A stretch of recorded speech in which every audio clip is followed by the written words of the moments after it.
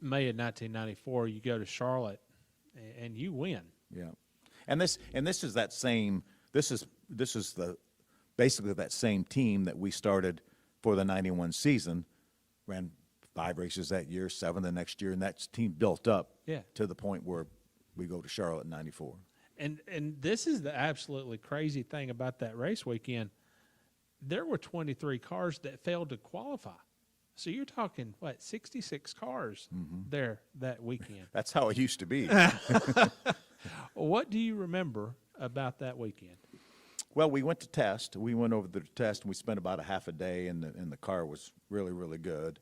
And it's kind of a bit of a throwback. Remember way back when I was first getting started, I told you about Tex and Mike really teaching me how to work on a race car. Well, Mike was part of my crew there in the 1994, and along with just a lot of friends.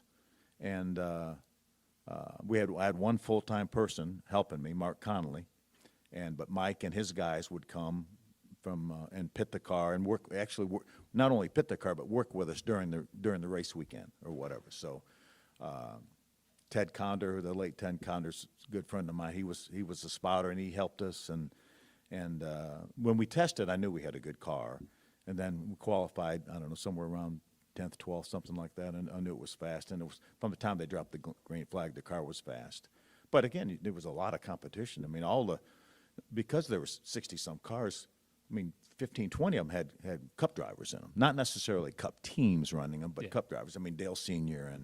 and Michael and Mark Martin and for Roush or whatever. So, but the thing was just fast, and finally got the lead in the second half of the race. Made a pit stop.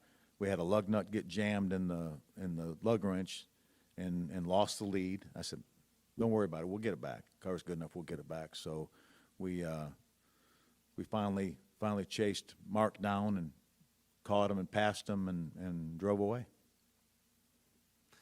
Drove away from Mark Martin in the Busch Series in the race. Busch Series, yeah. Yeah. You almost said that with a straight face. Well, yeah.